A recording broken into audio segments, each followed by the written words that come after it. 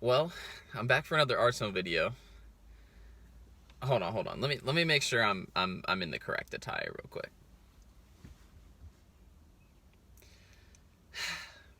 Oh yeah, yeah. I'm not the type of brother to play with. See a lot of people acting like oh yeah. All ball players sounding like haters. We the young kings of this generation, oh yeah.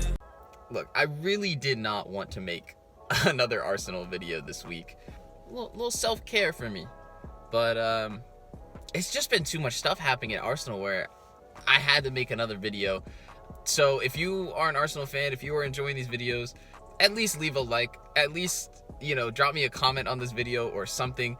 Make it worthwhile for me to do these videos. Yeah, I appreciate all the people who come here for the Arsenal videos, and I promise there will be videos about other stuff.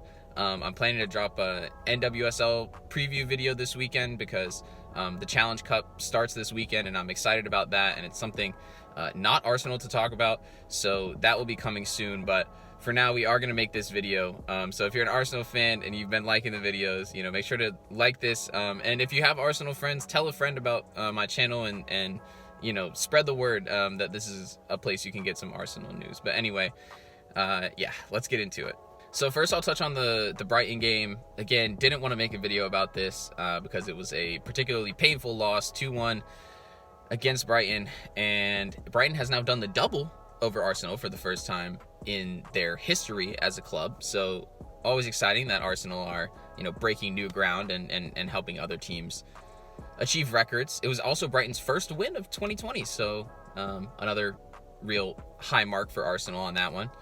Basically, here's my take on everything that happened in the game as it centered around Neil Maupay. I'm not exactly sure how to say his name. First of all, I think the injury to Leno, I think that was foul play from Maupay. I think he should have at least had a yellow card for that. It was a dirty play. It was, there's a photo of Leno with both hands on the ball, and Maupay is still on the ground and hasn't even made a challenge yet. So he fully knew that Leno was going to have the ball before he bumped into him and prevented him from landing. And to me, that's a dirty play. I was really upset in the moment about that. And then that brings us to the reaction to the injury, because Leno was incredibly upset, as he should have been. And no Arsenal players had his back. People have been going on and on about what Guendouzi did at the end of the game where he put his hand to the throat of Maupay. But that was only after Maupay had scored the winner. Nobody in that moment actually had Leno's back, and as much as I appreciated Guendouzi for showing a little bit of fight at the end of the game, people were not riding and dying for Leno in that moment, and it was so hard to watch because this is a guy, my opinions on Leno reserved here, who has saved Arsenal over and over again this season. If you are one of these fraudulent midfielders, fraudulent defenders who have been making life so much harder for him, and he's been bailing you out time after time after time, the only reason Arsenal are even near the top half of the table, him and Aubameyang, how are you not, in that moment, just roughing up every single Brighton player, stomping out Maupay? Like, I don't care if everybody got a red card.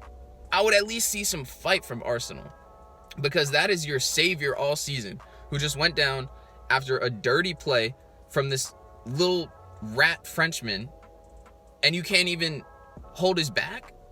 You can't even rough up Maupay a little bit?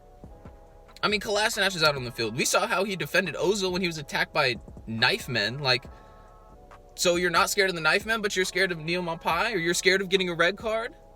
Ooh, well, David Luiz wasn't scared of getting a red card, so maybe take a note from him.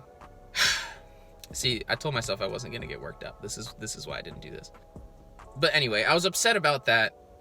We saw the comments that Maupay made after the game. He said, Arsenal players need to learn a little respect. They got what they deserved. Especially referencing Guendouzi, who apparently had been talking junk the whole game in French, saying, I make more than you'll ever make, because Guendouzi's on 40K a week, and saying some very distasteful things about his mother, but we know how that goes in sports. And honestly, Guendouzi is such a prick. I don't blame Maupay at all. This is eerily reminiscent to me of when Troy Deeney made the comment about Arsenal that they have no cojones, and how poorly that went over from the Arsenal fans. And that's about similarly how bad Maupay's comments went over. And it just makes you realize that they're telling the truth. There's no reason Arsenal fans would be so defensive if he wasn't telling the truth. Guendouzi does need to learn some humility. He's 18-year-old acting like he's Zidane. You got one call up to the French team, bud. I mean, there's maybe like 3 midfields in the Prem that he would get into other than Arsenal. Arsenal's midfield is trash. Guendouzi really should not be acting like such a big man. And the fact that he was only willing to confront Maupay after he scored the winner and not actually after he injured Leno, that really upset me. And so I feel like he's right, honestly. And people are talking about Guendouzi's living rent-free in everybody's head and blah, blah, blah. No, Neil Maupay is living rent-free in everybody's head. Let's not get it confused. So, yeah, that game was a mess. Pretty upsetting, as you could probably tell by my reaction. It's classic Arsenal, really. And so then, more great news this week. So in the wake of that game, we got news about Leno's injury. At first, we thought he was going to be out for a year. Now it turns out only 4 to 6 weeks. So that's, I guess, good news. But, I mean, he's still out for the season. And we're going to be relying on Emi Martinez, who, as I said before, I do rate him. And I think he could be a fine replacement. But I'm hearing Arsenal might sign Joe Hart. Let's stick with Martinez. Joe Hart can't even get a start for Burnley. So maybe not. And then apparently Gabriel Martinelli got injured in training, and he has a serious knee injury. We still don't know the extent yet, but Arteta said it looked very bad and that he's going to be out for months. So that's really tragic. Arsenal injury news just continuing. Just heartbreaking news, especially Martinelli, because I think like most Arsenal fans, I didn't really understand why he hasn't been playing since the restart. He was outstanding before that, and he and Saka have really injected, you know, a much-needed energy and youth to this team and passion that, unfortunately, a lot of the other players, even the really experienced ones, just don't really have around Arsenal. And Martinelli's work rate and his work ethic and just everything about him as a player brought so much to Arsenal. So I'm really upset that he's going to be out for a while. But I know he'll work hard and come back. So, you know, I'm not too worried about him. But honestly, it's more so the impact it has on the rest of the team, because he's a great character in training and a great character in games that kind of makes everybody else better. So then there was the news about all the contracts that got re-signed today, and that was actually what spurred me to come make this video. As soon as I woke up this morning, is that I got the notification that David Luiz, Pablo Mari, Cedric Soares, and Danny Ceballos have all extended their stays at Arsenal. For Ceballos, it's just till the end of the year, which is very good news because I hope to God he isn't at Arsenal for a long time. Luiz is just for next year. I think there were some misconceptions about that one. Luiz obviously had the real shocking game against Manchester City, and so people have that in their recent memory. But when he signed for Arsenal, he signed a 2-year deal last year, so he actually had this extra year built in, but it was kind of an option.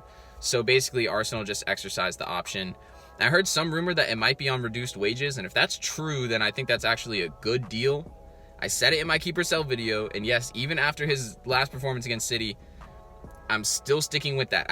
He's on thin ice right now. He really is, but I don't think you can be signing David Luiz to be the centerpiece of a back line. But again, as I said in the other video, his presence in the locker room, his presence in training and stuff, he definitely hasn't showed it in games, but I do think he's a leader, and I do think as long as he's in more of a backup role, he could be useful to the team. And considering that Arsenal have like 2 fit center backs right now, not the worst thing to at least have him under contract. That being said, still not really the moves you want to see your team making when Aubameyang still doesn't have a contract. Bukayo Saka still doesn't have a contract, and those both run out next year. So where are the priorities, Arsenal? Because I think signing this clown back to another deal versus signing literally the future of our club and the current of our club, it doesn't really make a lot of sense to me. And then the Marie deal and the Soares deal, those are both guys that came on loan, and so basically they had to extend their contracts in order to stay at Arsenal and make the loan permanent. So those were kind of deals I was expecting, honestly, and people are a little upset just because they haven't seen those two play and the fact that they're getting signed to long deals. But I think those are both good things as well. It seems like Arteta sees Marie as a starter at left center back, so he could be a really good piece in the future. And then Soares, I mean, at this point, like, let's be honest, Bellerin has not been playing well, and he's a solid right back, and he can even provide cover at left back. So that's another one where I think, at least just for his squad depth, it's important that he's at Arsenal. He's just been really unlucky with injuries. But the bottom line right now is that we're signing backup level players. If Arsenal wants to move forward in any sense of the word, there needs to be some better signings that come in. And you have to remember that these signings were literally just made because there was a deadline last night for making these contracts permanent until the end of the season, like for contracts that actually ran out on June 30th. And so that was part of just the weird circumstances that we're in right now. So hopefully Arsenal can do more moving forward. But realistically, I mean, we know what this team is about right now. And moving forward is not exactly its forte at the moment. So lastly, I'll talk a little bit about the upcoming game against Southampton tomorrow. Definitely not looking forward to watching that. In the fall, they played Southampton. That was that game where Lacazette scored like the 95th minute equalizer, and we should have lost. And then like he was upset that they scored because it meant that Emery was still going to have his job. I remember it very distinctly, and it was the strangest celebration I've ever seen for a goal, because Lacazette was almost just like mad that he scored an equalizer, and that was the state of Arsenal at the time. It also reckons back to a few years back when Southampton was on like one of their worst runs of form the entire season, and then their only win in like a 10-game stretch was to put 4 past Arsenal. So historically, this fixture has not been good. Given the Brighton result, given the City result, there's really no reason to believe this is going to go well for Arsenal. I'm not excited about it. We're probably going to have some new ridiculous, terrible thing to talk about after this game ends. And it's just exhausting right now being an Arsenal fan. So, you know, there's about 2 fit defenders to pick from tomorrow in the lineup. And yeah, I honestly don't see Arsenal getting more than a point in this game. If they win, I'd be very surprised. That's what we've got for Arsenal right now. So I hope, you know, you enjoyed the games today, and let me know if there's other things you want me to make a video on, other Arsenal things even. And again, I really appreciate the support on these videos. Like I said, I want to be doing more besides just the Arsenal videos. But right now, that's kind of what there is to talk about. So NWSL video coming soon. And yeah, that's where we're at. So again, thanks for watching. Leave a like. Please subscribe to the channel if you haven't already. And I'll see y'all in the next one. Peace.